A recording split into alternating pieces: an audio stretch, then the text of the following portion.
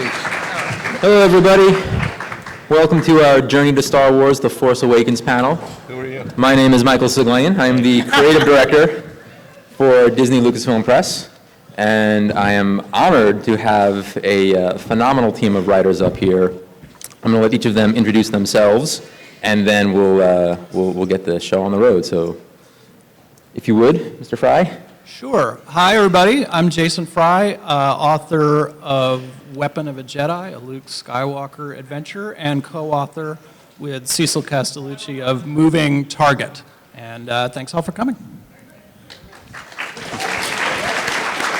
Oh, it's going to get like that. I'm Greg Rucka. I'm the author of the Han and Chewie story Smuggler's Run. I write novels and comics and other things like that.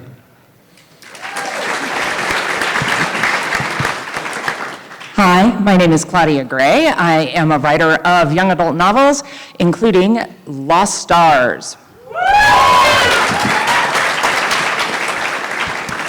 Well, hey, my name is Chuck Wendig. I'm the author of Too Many Things, and I should probably stop. One of those too many things is a little book called Star Wars Aftermath.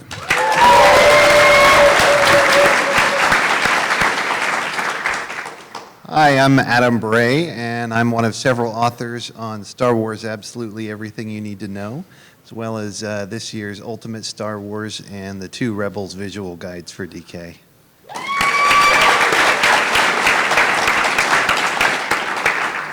And I'm Pablo Hidalgo. I'm a creative executive at Lucasfilm as part of the story group, and I've touched a lot of these books in one way or another. I've also written a bunch, including this initial Star Wars Rebels, A New Hero book that came out last year, and a bunch of stuff that's coming out later this year that has yet to be announced. Although I hear that the Force Awakens visual dictionary has just been announced, so I'm the guy behind that.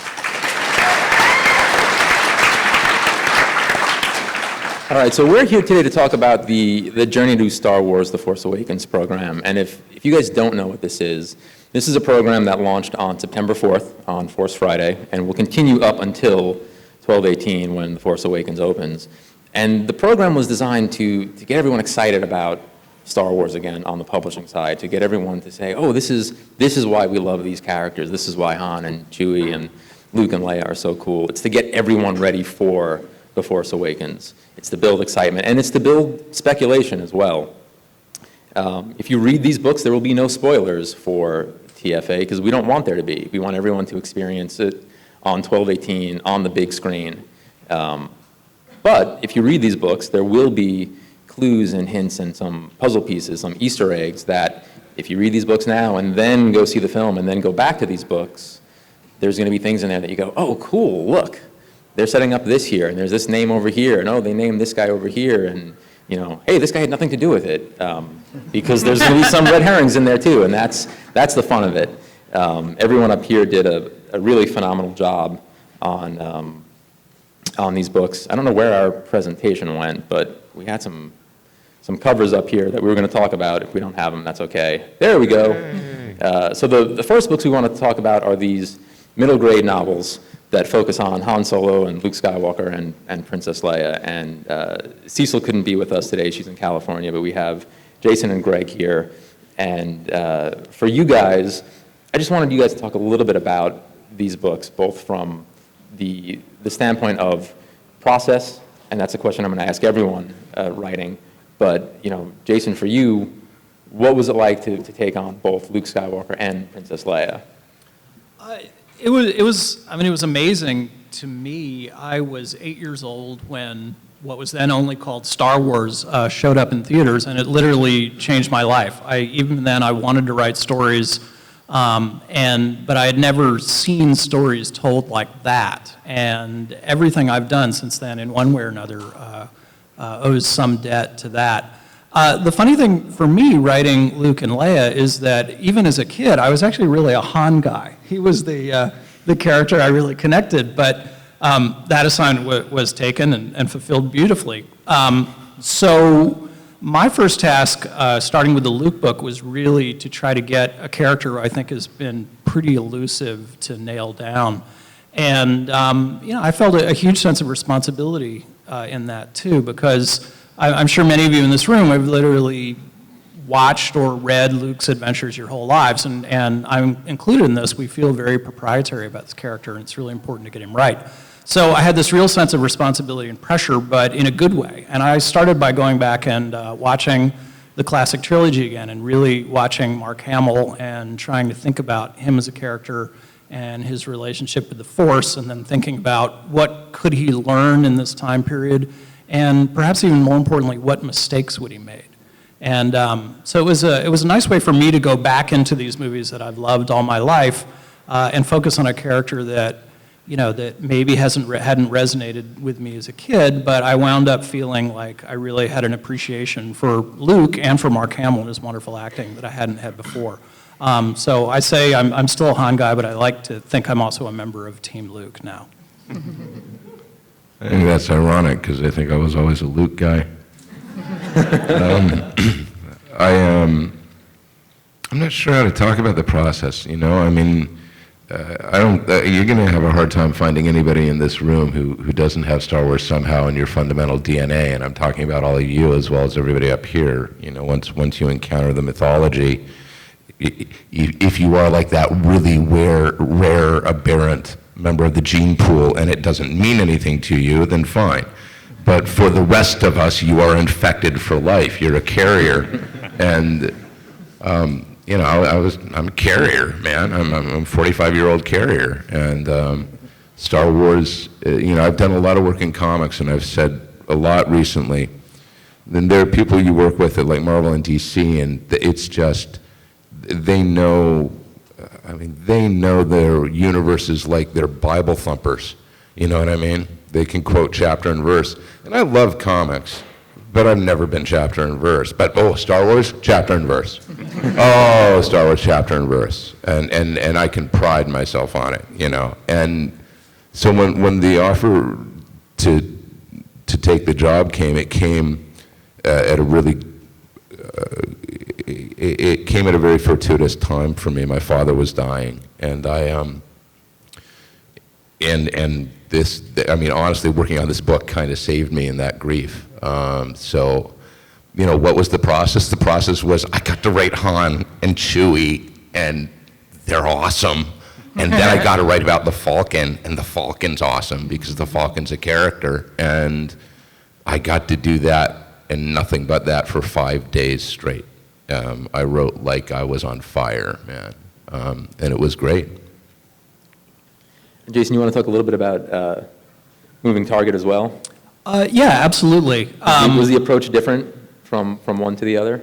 I think the interesting thing for moving target was with the Luke book, it was really kind of Luke and the Force and where he was in fulfilling that legacy and those responsibilities. And for Leia, it was a little harder, I think, for Cecil and I to find kind of what was the conflict, what was the arc of the book. And where we really came down to was this sense of duty versus, you know, a sense of Leia for herself, of everything she's lost as an individual, not just as a rebel leader.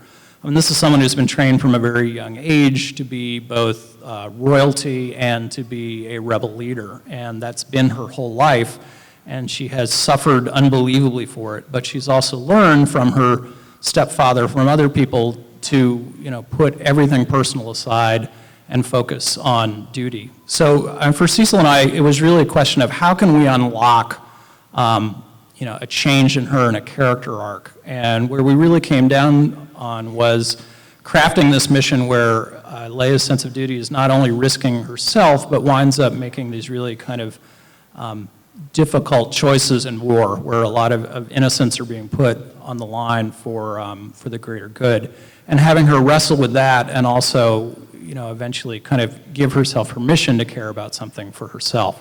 So once we found kind of that arc for the character, I think we had, I think as a writer, you know, it's always kind of that moment or that journey or whatever that unlocks the book for you, and then if you've got that, it flows. And so once Cecil and I had that, you know, the rest of it kind of, we felt fell into place, which I hope it did for readers too, because, I mean, Leia is such a phenomenally important character in the saga, and, you know, but it's it's interesting to figure out exactly who she is and who she isn't. And, you know, I would say if I felt pressure to do justice to Luke, that was probably twice as much for Leia.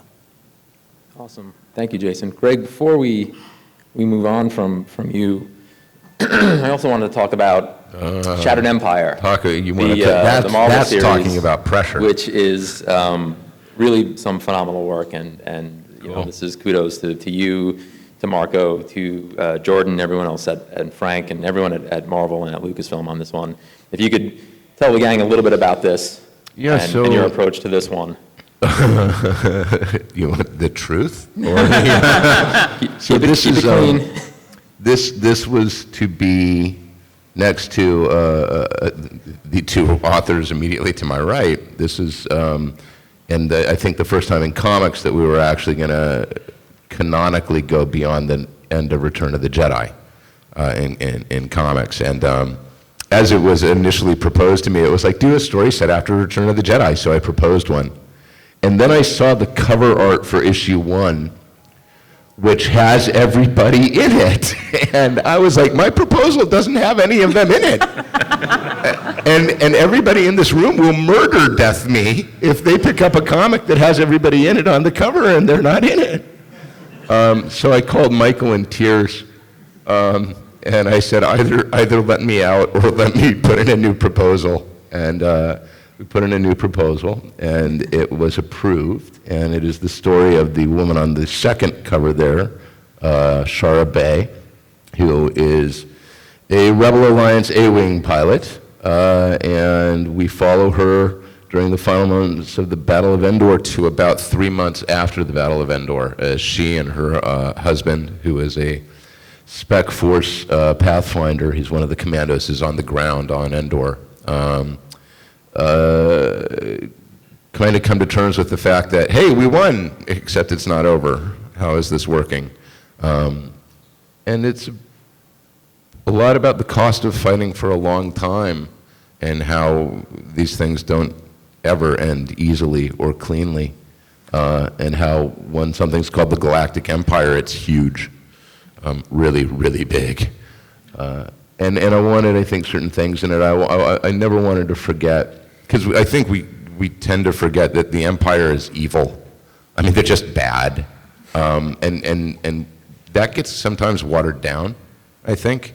And it's really important to me to not do that, because otherwise what the rebellion is diminished, right? And what the sacrifice of Leia and Luke and Lando and I mean everybody down the line, and all the thousands and thousands of stories that are hinted at just when you're looking at the screen in these movies, but you never know their names, you don't know who these characters are.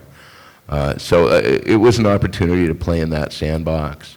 And you know, when you talk about the pressure, this I didn't feel terrible pressure about. It was Han and Chewie, and it was like, you just got to be true to them. And I figured people would like it or they wouldn't like it. But if people didn't like it, the odds were my editor would tell me this didn't work.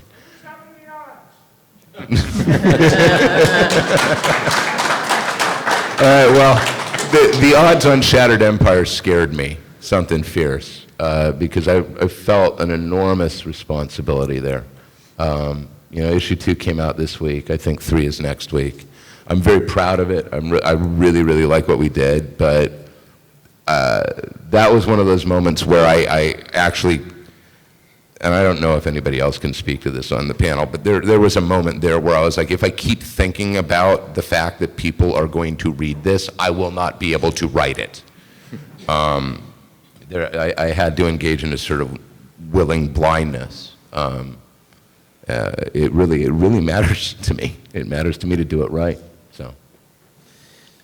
And then, excuse me, speaking of pressure, next up we have Lost Stars. And, you know, excuse me,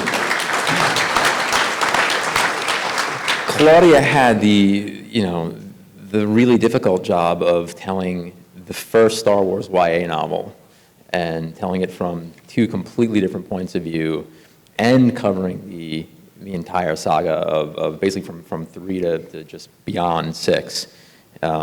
So if you could speak a little bit to that and to those challenges, so everyone knows a little bit about that book. I feel like I'm supposed to say, oh, I was really daunted by this, and I was nervous, but I'm going to tell you the truth. I don't know if you remember exactly the email that you sent originally, Michael, but I remember it like this. It was like, would you like to write an epic love story set in the Star Wars universe, and we will pay you actual money that buys things? I think that's what I sent, yeah. Yeah, and I was like, is this Santa? Like, what's going on? Who's trolling me? Yeah, basically, and the entire writing process was like that moment we've all seen Ferris Bueller's Day Off. Remember when the guys from the parking garage take out Cameron's dad's car, and there's that slow motion scene where they're playing the Star Wars theme, and the car is just going through the air, and they're like, that was the entire thing. It didn't even occur to me to be nervous until much later, which I'm very glad about. But no, I was just, woo, the whole time. It was really interesting coming up with two characters that I knew, the readers aren't necessarily going to have an automatic investment in these people. So how do I get them interested in them, and how do I involve that and make that seem interesting from the beginning? And I thought it was really important to have an idealistic character doing something that was maybe not what we would think of as idealistic, and a heroic character doing some things that we wouldn't think of as heroic. I didn't want to water down the Empire. I definitely wanted to portray it as very evil, and I hope that I think did. you did, yeah. But I wanted to see how do good people end up in an evil machine? What do you convince yourself of to keep going day to day? And that was the most fascinating part for me. But of course, I got to watch the original movies several times, because now I'm looking for sort of the little bits in there where our heroes don't fit, where you can fit in a secondary character. Yeah, and the do something challenge like that. you had was to do that and get you had to get the saga films across without it becoming Forrest Gump. Yeah, exactly.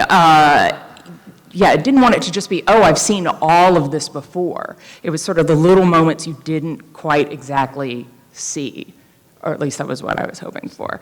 Yeah, no, I think really the most fun was coming up with their world, their planet, their culture, and figuring out how that might inform their experiences and what they went through on all of this. I loved being able to tell a love story, which I know gets a bad rap, but everybody loves Han and Leia. Everybody loves that. I think if you're telling a love story that really relates to what's going on, people don't feel like it's a distraction or it's something trivial. I didn't want the love story to be a distraction from the war. I wanted it to be an illustration of the war.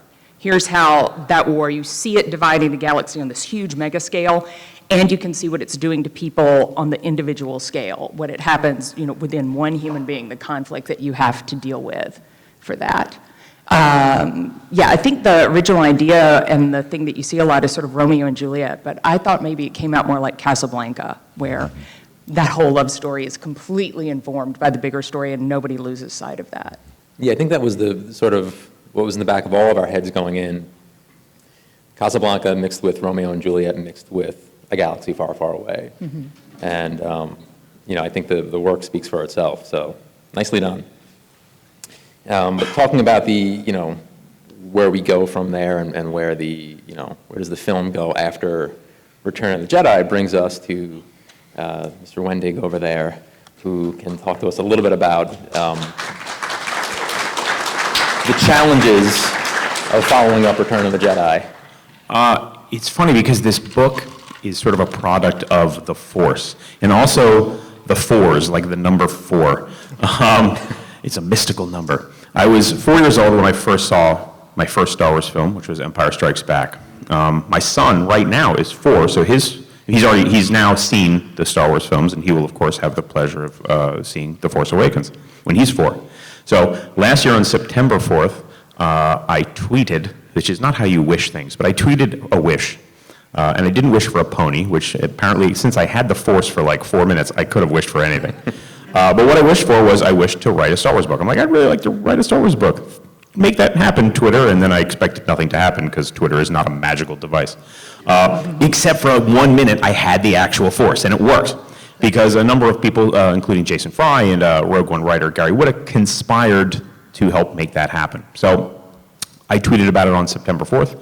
At New York Comic Con last year, I actually met with Shelley Shapiro, the editor, and secured the work. She had read some of my other books and was like, I think you're a good fit. And then the book came out on September 4th this year, so 1 year to the date from my tweet on the 4th, which was Force Friday. And then it landed, thankfully, by the heavens, and thanks to you guys for buying it, on the New York Times bestseller list at number 4. And it stayed there for 4 weeks, so yay, 4!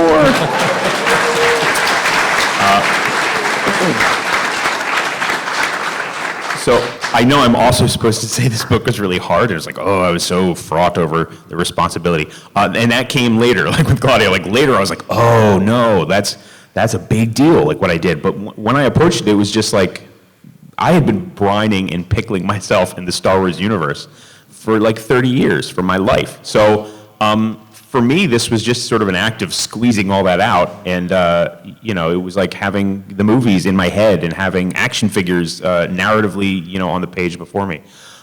So the challenge of sort of telling, what happens after Return of the Jedi, and sort of watching how the Empire starts to fracture and how it becomes sort of a real war, and the rebellion is now gone, and now it's like two forces fighting. For me, it was just this great, fascinating, awesome, exciting thing for me. So I didn't find it daunting until much, much later. And then, Adam, you had the job of bringing the nonfiction approach to Star Wars. I wonder if you could talk to the group a little bit about that. Sure.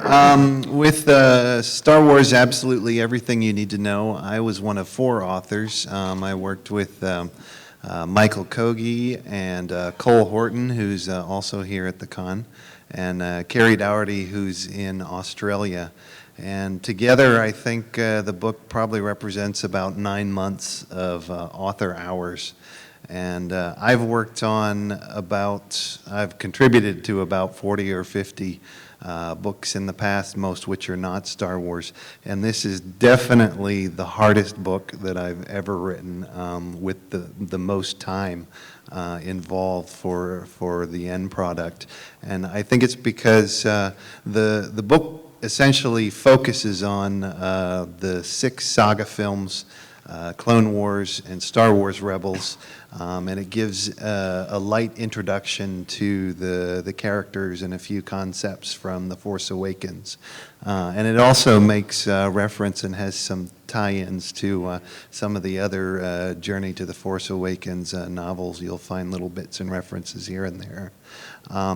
But the 4 of us, I think, because we'd grown up with Star Wars, all of us have written other things for Star Wars. So we kind of feel like we know a lot of it by heart. So we saw it as a challenge to find the most obscure, the weirdest, the most overlooked, quirky information that we possibly could, and as much as possible to either write about things that either hadn't been written about before in past Star Wars reference books, or to take information and look at it from a different angle and consider it in a different way that maybe other people hadn't thought about. But essentially, absolutely everything it's a trivia book and a fact book that's meant for lifelong fans like all of us, or kids who are just starting out with Star Wars. And it's great because you can pick it up in any part of the book. You can read it cover to cover. You can pick stuff at random. And it's just loads of fun. I like to think of it as a playground for your mind and a jungle gym for your eyes. It essentially reminds me of when I was a kid. I had this book. It was sort of an atlas of the countries of the world, and it would give all the really quirky and funny, facts and statistics and trivia about all the nations. And I would just go through and I'd read it and reread it and reread it again because it was so much fun and so odd. And that's the way this book is. It's a real delight. And yeah, I think you'll enjoy it. Awesome, thank you. And now, Pablo, last but not least, you've had the opportunity to work on all of these. What's the approach from where you're sitting to these books? It's interesting because when the idea of Journey to the Force Awakens first floated, like we knew it as a concept before it got ever really concrete in terms of deciding how many books and what they would be about, but we knew that this was an area that publishing was going to go into. So together with the story group led by Kiri Hart, once the storyline for The Force Awakens really solidified, we had this an off-site meeting. We spent the whole day mapping out conceptually what happens in the 30 years between Episode 6 and Episode 5, and I mean Episode 7. And a lot of that was informed by ideas and notes that George Lucas left us, some world building that Michael Arndt did early on in developing the script for 7, and some ideas that Rian Johnson wanted to explore going into 8. So we took all this together and started loosely mapping out. And the further we got out from Jedi, the looser we got in order to allow ourselves maximum creative flexibility. The closer we got to 7, the more concrete we got. So the clearest picture of what this universe looks like right now is leading into 7 and leading out of 6. And since we knew Journey would be coming out in anticipation of 7, it's like, let's explore that time frame.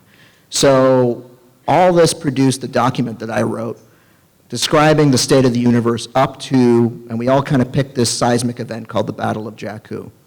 And so a lot of these stories are floating around this event, and we're going to continue telling that story. And we knew that it was going to be told in print, as well as our friends at DICE and EA developing Battlefront. We knew that that could be a great place for them to explore as well. So it was essentially just building this roadmap that we knew would be able to service all these different formats, different media. Awesome. All right, so for the folks out here who maybe haven't read some of these yet, I'm going to start with you on this, Jason.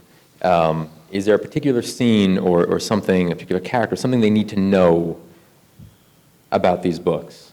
Was there a favorite scene, a favorite moment, something that you say, no, pick this up because of? Oh, that's a great question. For me, I'll start with the Leia book that Cecil and I wrote. In this book, they have discovered that the second Death Star is under construction, and a bunch of the rebel leaders and generals and admirals meet to figure out basically what the hell do we do now? And so two things really jumped out at me there. One was that I think even in in Legends, we'd never seen that moment for Leia where she discovers there's a second Death Star. And, what does that mean to her who has lost so much, not just to the Empire in general, but specifically to this project? And that, kind of made our eyes open up. And then the other part was that, we wanted to have Mon Mothma in there before we see her in Return of the Jedi, and I thought, having from what we learned about Mon Mothma in the prequels, she has a really interesting story that in some ways parallels Leia's. And, for me, a lot of what makes a book tick is you have good characters and you kind of bang them into each other and see what happens.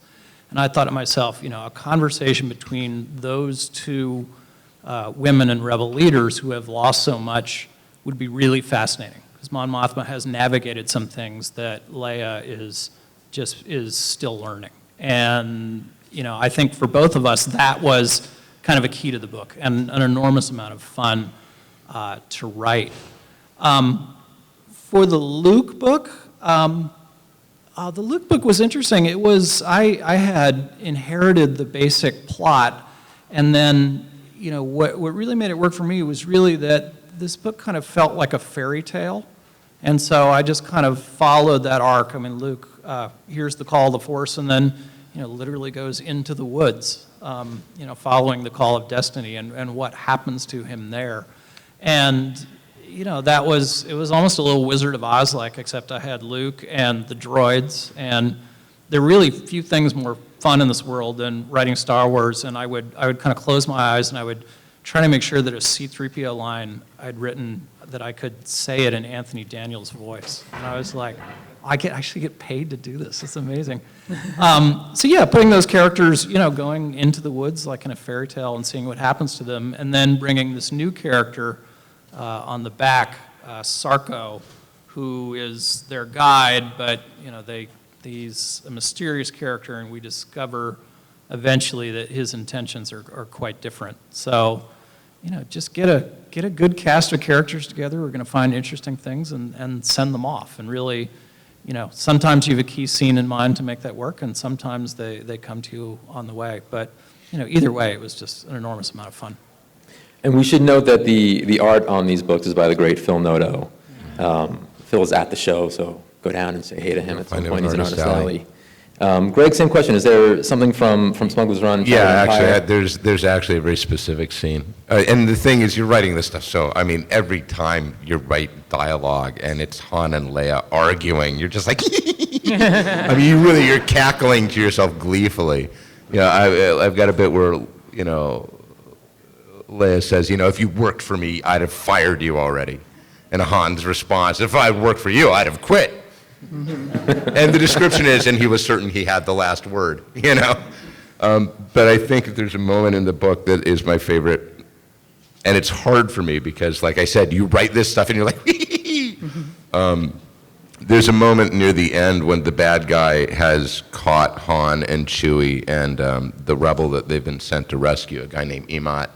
And they're in the hangar where the Falcon is, and Han has entered the hangar going, "Don't worry, it's gonna be great. We're fine." And they turn around and there's like every stormtrooper in the sector there, and there's Commander Beck, who's this ISB commander who's been after Imat, and she basically, they're surrounded. They're dead to rights. They're not getting out, and the stormtroopers are, getting out the binders, and they're disarming them.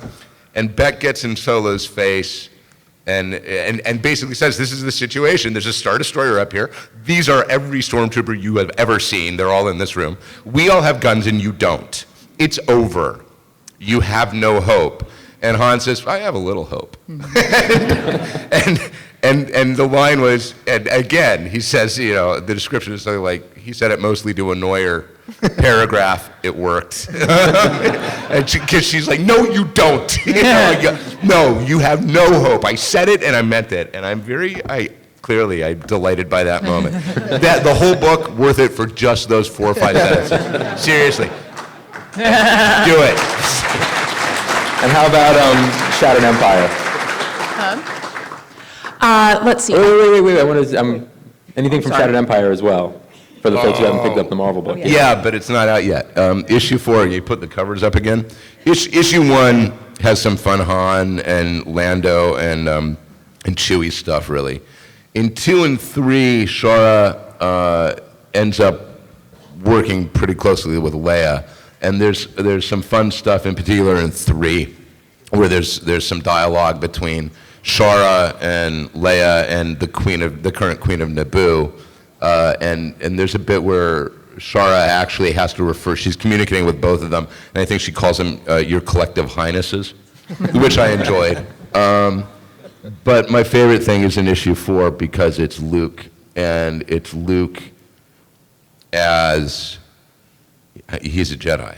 This is Luke, this is a Luke we haven't seen, but this is the Luke that's hinted at the end of Return of the Jedi, because this is the guy who has done it now. He did it. He saved his father, right? And you grant full gravitas to what happens, because the fact of the matter is, right, the rebellion would have killed Vader and the Emperor when they blew up the Death Star, right? They weren't going to get off it in time. What Luke is doing on the Death Star doesn't keep the fleet from succeeding, right? Right? What Luke does on the Death Star is arguably far more important morally in the scope of the universe, because he proves what everybody has told him from the beginning is wrong. Once you turn to the dark side, there's no going back. And he said, watch this. And he brings his father back, right?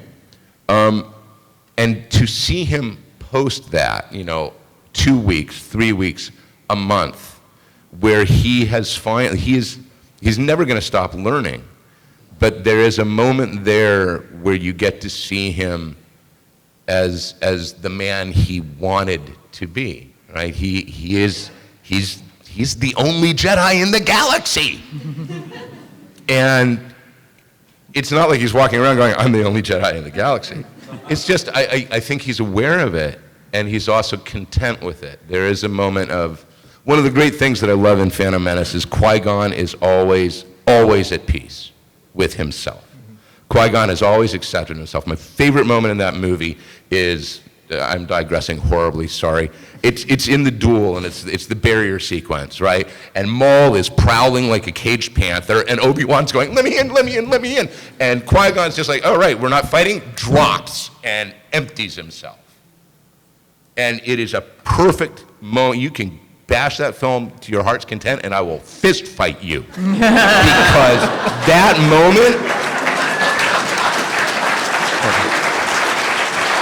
moment is perfect storytelling. There's no dialogue, it's all in the performances, and it tells you everything you need to know about those three characters is in that moment, and I love that moment. I will always be a Qui-Gon fan for that moment.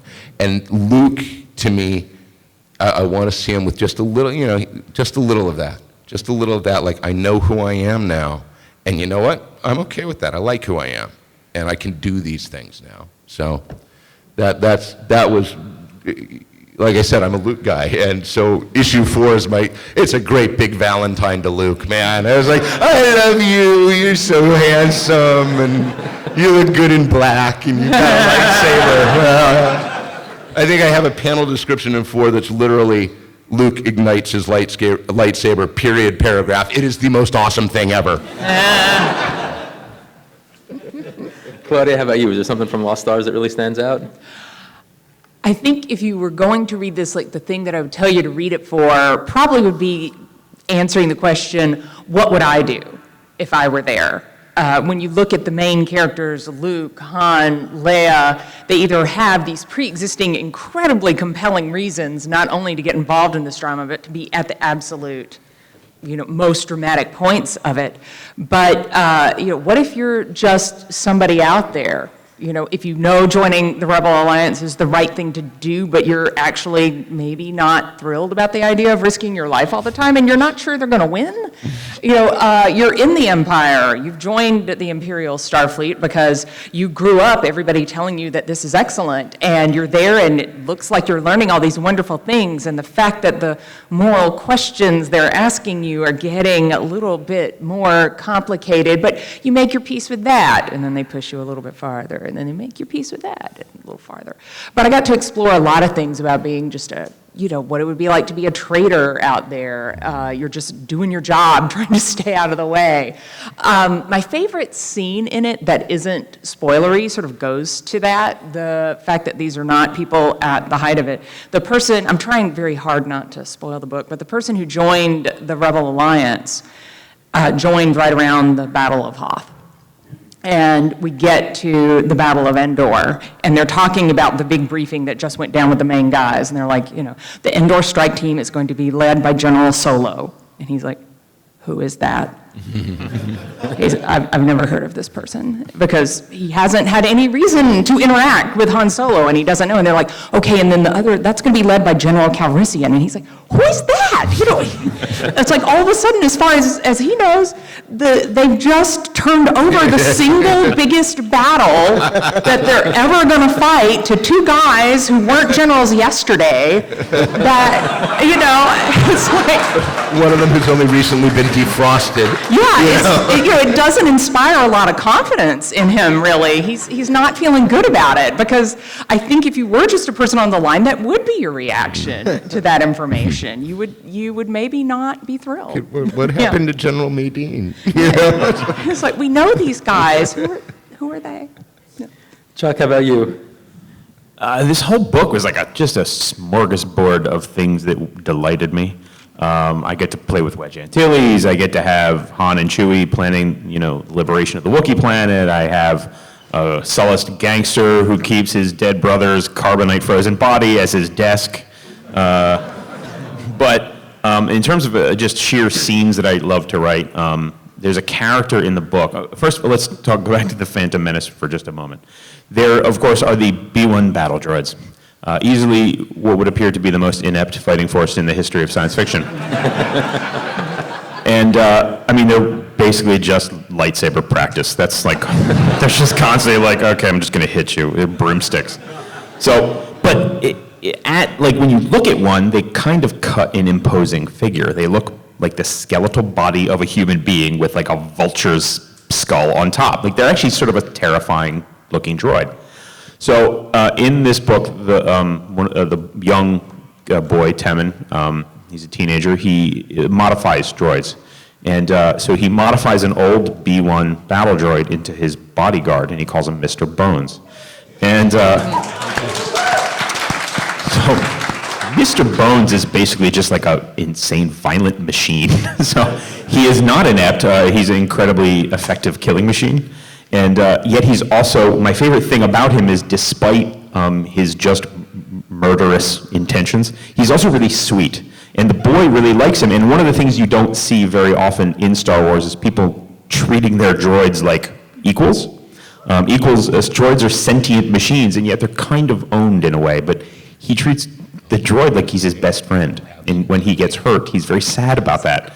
And so you have this kind of somewhat tender relationship between this kid and this creation of his, and then meanwhile the creation goes out, sings his dances, and then leaps off buildings and beheads stormtroopers. So that to me is just a great sort of juxtaposition. It was fun to write. That way madness lies, man. You go down the sentient droid route and you end up in real trouble. Yeah. Oh, yeah. You're going to unravel a whole universe with that thread if you're not careful. That is true. That is really true. The minute R2-D2 figures out he's the only one keeping them all alive, this thing changes.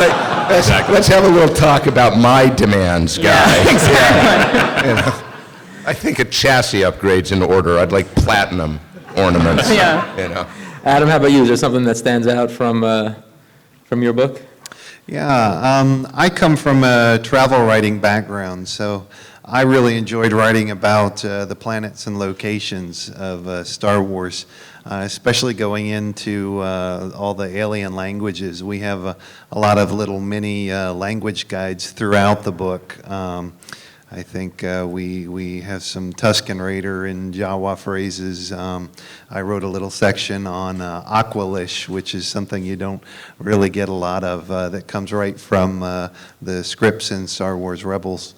And we do a bit with the food of Star Wars. We've got some menus like the drinks in the cantina and the desserts at Old Joe's bar there on Lothal, and some of the gross things that Hutts like to eat. Wherever we could, we'd go into the the gross, the disgusting, the nasty bits of things. But there were a lot of really obscure numbers. We do a lot of lists of random numbers and quantifying things. I love Ewoks. Anywhere I can work in Ewok stuff into a book, I always do. So I was excited to work on one of the Ewok sections, and one of the things that I listed were the number of teeth in Tebow's necklace. And that's one of those little weird bits of information that Lucasfilm hadn't really kept track of. So there was no direct reference. I had to just find as many random pictures of Tebow as I could, and none of them inevitably are straight on. So I've got to compare him standing at all these different angles and try to match up and come up with the same number of teeth. The same with the Chilean troops on top of Mama the Hutt's head in the Clone Wars. It's impossible. All the camera angles to figure that out. But eventually we did. So yeah, anything like that, we all saw it as a challenge. So yeah, it was a lot of fun to put together. And Pablo, how about you? Is there a standout or a particular scene from any of these that? So you're asking me to pick a favorite. No. Look at me down the table. I'm not going to pick a favorite, but what I will say, one of the big things that I love about these books is, and I encourage everyone to do this, read them again like a year from now. Because there are things in all of these stories that we've kind of strategically planted, and there's an architecture to what we're building, and I'm hoping that you guys will appreciate it as more and more gets exposed. And that's it's just a really exciting long-term project. You get all the thrill of doing a short-term project and then all the satisfaction of looking at it roll out as a long-term project as well.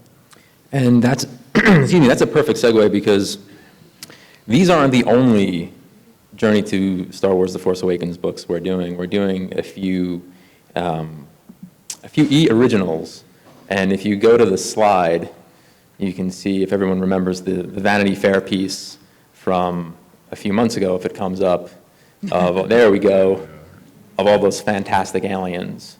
So I'm happy to make a few new announcements today.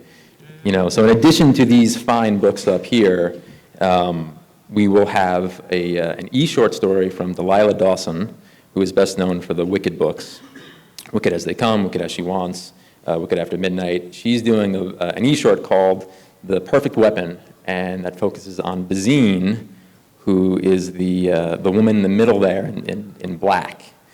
And she is sitting on a character called Grumgar, and there will be an insider story written by Alan Dean Foster, focusing on Grumgar as well, and that's called Bait.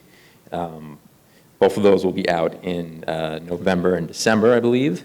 And then if Landry Walker, the writer, is in the audience, if you wouldn't mind joining us on stage as well to announce some of the stuff that you'll be working on, I will give you my microphone. Hello. My name's Landry Walker. I'm a writer. I've written, I'm mostly known for Supergirl Cosmic Adventures in the 8th grade and Image comic series called Danger Club. And I am working on stories on the Star Wars Tales from a Galaxy Far, Far Away, Aliens. And I can't tell you a lot. I can tell you the titles, right? I can tell the title. Yeah.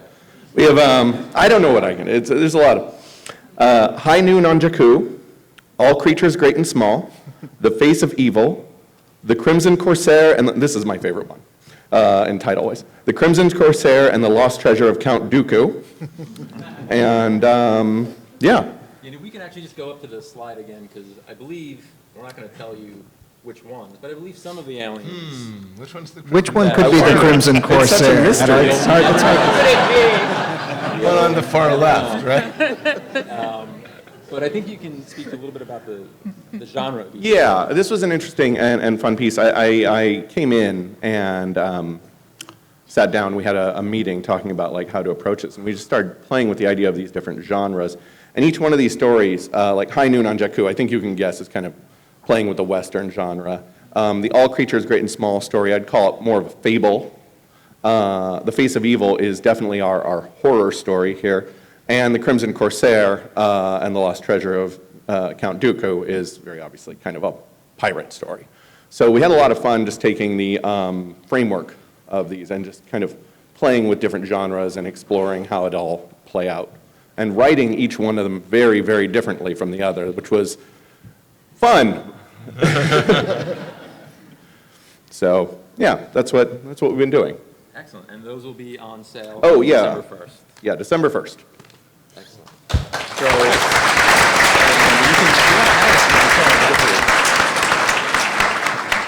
So we've announced a bunch of stuff for Journey 2 to make the program continue, which is fantastic. But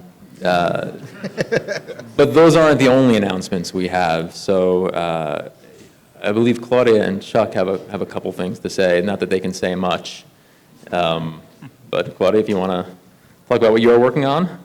I think I'm allowed to say that I'm writing another Star Wars book. I think you can say that. All right, there's that. And I think I can say that the title is Star Wars, New Republic, Bloodline. And that's it. I'm afraid that's it. That's all I can tell you. You can actually, there's actually one other thing that you can say about that, which is that it is set. Oh, yeah, that is the one piece of information that's there. It's set 6 years before The Force Awakens, and that's actually all I can tell you. Right. And then Oh, and it's coming out in spring. In spring. From Del Rey. Yeah, from Del Rey. And then Chuck? They announced at San Diego that Aftermath would, of course, be a trilogy. So we have the name of the second book, which is Aftermath, Life Debt.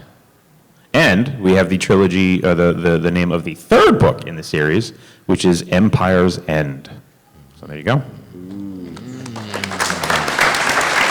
And then there will be one more announcement, but for that one you have to go to Marvel's Cup of Joe panel, which I believe is at 2 p.m.? 2:45. Thank you very much, Maz. And with that, I think we can open it up to some quick questions. One more. Oh, I'm so sorry. I did forget one. Yeah, Yes, so we do have There's one. another book coming I'm out. so It comes sorry. We out have the a same novel. way the movie comes out, and it's in the same line as this, and it's called Before the Awakening, and it's about Finn and Rey and Poe. Right, so And you should read it. thank you very much, Greg. So Before the Awakening, written by Greg Rucka with illustrations by Phil Noto, is on sale 12/18 when the film opens, and that gives you a little backstory into the three main heroes of the film. And it's a great companion piece to these Journey to character novels. So with that, we will open it up to some quick questions. Yeah, really quick. If we can get the lights up a little bit. We don't have much. It's going to be lightning round, Oh, it's so gonna be quick. we're running out of time. Yeah, So we're definitely done. go Can you right guys hear- ahead. Can you guys hear me okay? Yep. I just want to say thank you for all the books that you've written. When it came out on Force Friday, I picked up almost everything, read it in like 5 days. Fantastic. I read Lost Stars in a shift at work. I finished it in 8 hours. It was the best shift at work ever. I finished Aftermath in a day and a half. Those are great. Will there be a sequel to Lost Stars? Is there anything you can say about? Are you hoping for one? I'm sorry, I actually didn't hear the full question. Will there be a sequel to Lost Stars? I think the only answer I can give to that is always in motion is the future. That is Good the enough for correct me. Thank you guys answer. very much. Hello. Sorry, I'm a bit short. So I have a quick question for like a writing process. Thank you. When writing a battle scene or a fight, how do you keep track of all the players in them and what you want the audience to see now as opposed to later? And how do you sort of hint to that without actually saying it? Personally, I try very hard to stay in the point of view of the character because really, unless you're the general overseeing everything, and probably even if you are the general overseeing everything, you get a pretty fragmented view of a battle. And so I tried mostly to focus just on this is what this person's objective is, this is what they have to accomplish at this moment, and then fit it in as necessary from there, because I think it's a little more dynamic to be right there with that person experiencing those risks. As much fun as it would be to go and see a huge chart, like here's Yeah. how everything in this battle went down, I don't think, it doesn't necessarily make the best narrative. I did a bunch of work early adapting Clone Wars episodes, and so you get to say, I remember the one that really got me was the pre-Vizsla Darth Maul lightsaber fight on Mandalore, which is amazing, but it was really kind of improv by the Clone Wars crew, and so the description in the script was essentially they fight.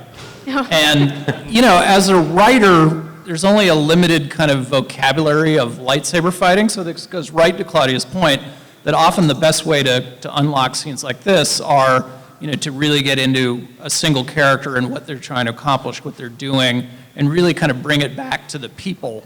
It's certainly fun to visualize wonderful things with just words, but often, the characters are what keep us grounded when we don't have a special effects budget like that. Thank you. Hi. So this is kind of, I guess, a broader question. Under the Legends model, what they seem to do was publish a set of books that would all tie into a same event, or they'd be the same series. And I'm seeing here, you guys are doing something completely different. You're doing broader stories, a bunch of different stories set in different areas. Was that a conscious choice that you made when you examined how the Legends publishing had worked, or is that just sort of what happened? You want to speak to this? You want me to speak to this? You can start. Yeah, no, it's honestly, we looked at it and said that it was a very conscious decision to make sure we were letting The Force Awakens lead the charge. And we wanted to complement the film, but then also expand upon it. And we wanted it to feel new and fresh for everyone, because it is. So that was really the approach, to say, all right, how can we know what's been done before, where can we take it now, what can we do? And this is just the tip of the iceberg for what we have in store. Thank you.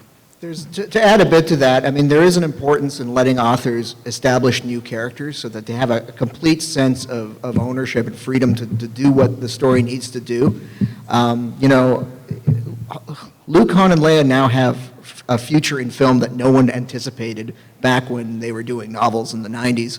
And we want what that story starts off to be introduced with the Force Awakens. But for those of you wondering, well, does that mean we're never going to get those characters in print again, or they'll only be cameo appearances? That's not the case at all. Once the movie comes out, I think you'll find that future waves of publishing will put these characters more front and center, because now you'll understand where they are in the world. So I'm not sure if you guys can really answer this, but from your perceptions, would you say The Force Awakens is more of a space fantasy movie or more of a space action movie? I specifically Star Wars asked to know movie. nothing, yeah. It's a Star Wars movie. Yeah. That's not being coy. I would say it's a Star Wars movie. So apply your criteria to the previous 6 that you have seen and draw your own conclusion. No, I say this not having seen it, mind you. I'm relatively sure it's a Star Wars movie. Thank you. Otherwise, this is a really long con and a really expensive one. It would be epic. So for writing Aftermath specifically, and the ones that were just announced, how much detail do you guys get for the upcoming movie to know how to sort of work into that? I mean, it's a stupid answer, but enough. Enough to make it make sense, and enough to lead into things and suggest things and put these puzzle pieces in place. I mean, the important thing to remember about these books is obviously they're really set far closer to Return of the Jedi. So what you do see in that bridging the gap are way more puzzle piecey and way more referential than very distinct, meaty pieces. But I mean, I got to learn how it all builds together, so it's in there. Yeah, for Bloodline, I specifically asked, I said, I don't want to know anything. I don't absolutely have to know. I want to go into that movie and be as surprised as everybody else. I mean, I had to know a little bit, so not quite as surprised as everybody else. But yeah, I didn't want to know anything but the absolute most necessary stuff. I think maybe I could have learned a little more, but I didn't want to. Cool, thanks. All right, 1 minute left, so last question. Hi there. My question is, from each of your perspectives as Star Wars fans, how difficult was it to write with the extended universe, now Legends brand label existing? Like writing on, for example, the Luke, Leia, and Han. How difficult was it to make their new story with Force Awakens coming out with like the looming large existence of their future stories that were now non-canon? Like, for example, you specifically were mentioning Luke after the second Death Star battle, how he didn't even have to be there, and how he like became like more at peace having brought his father back from the dark side, whereas that didn't really take hold in the extended universe until much, much later on. Right, but I think, the mandate was very simple for me, and as invested as we are, and Pablo, just mentioned you want to create your own, you authors need to create their own characters and to be invested in it. But the fact of the matter is, this was a professional job, right? I was told, we want you to write a Han Solo and Chewbacca story that comes right after the end of A New Hope, all right? And these are the parameters. That's the kind of writing assignment I eat up with a spoon. Yeah. because they said, this is the tool set, here's the box, here's the canvas, go, right? So I don't have to worry about stuff that happened later. I'm given very much a blank sheet, right? And I know the parameters. I know we all, obviously I wasn't going to kill Han, right? Obviously I wasn't going to shave Chewie, because when we see them in Empire, they're there. Yeah. They're fine and they're dancing. So, I think I certainly don't wish to diminish the investment in EU, but I think by necessity when TFA was announced, they had to look at this incredibly large body of work and say, well, every rule has changed here, so that it slips away. And I think for my purposes, and I can only speak to my purpose here, I draw from, I use this word a lot, but the canonical texts are the movies. Yeah. And I read the movies. And I'm a frickin' liberal arts English major with an advanced degree, so when I read a movie, I read it, and I'm the guy who really freezes the frame and looks at Hamill's performance and go, my goodness, he's got spittle on his lip. When he takes down his father, he has gone to the dark side. And then he comes back himself. That's a moment of pure rage in Hamill's performance. It's an incredible performance, right? So if you look at that, and you think about just internalizing, this is a really long answer, those times when you've been really angry, and then you can let it go, that exhaustion, and then that sense of quiet peace. And if you're a Jedi, and you feel the Force, that's, in its own way, that's got to be a beautiful place. He lays his father to rest, and then he goes to his family at the end of that movie, and he is celebrating with his family, and the last thing Luke sees is Obi-Wan, Yoda, and his dad. So he's got to come out of that going, clearly I did something right. Either that or he's going, I'm losing it. And we're not going to say he's losing it, so. Yeah, the one thing I wanted to add to that is, and I'm so grateful you used the example of Qui-Gon, because the core movies tell you everything you ever need to know about Star Wars. And, we're going beyond that and filling out the universe, and it's great, but you always find your answer in those films. So to understand what Luke is as a Jedi, it's great that we have now Qui-Gon as an example, that the authors of the early 90s, they didn't have that example, and it's a powerful, powerful example. So we reference a lot of material. I mean, there's a whole other, and talk about rabbit hole dive, man, because you could sit there and go into, and maybe that's the best example, because we know Qui-Gon is the iconoclast of the temple, of the order, and that would be what Luke moves into, because what are his examples? None. He's the guy who's going to now go, I've got to recreate this thing, so. And with that, we are out of time. So thank you, everyone. Enjoy the rest of the show. Everybody wanted to hear Rucka. Maz? Hey, Maz.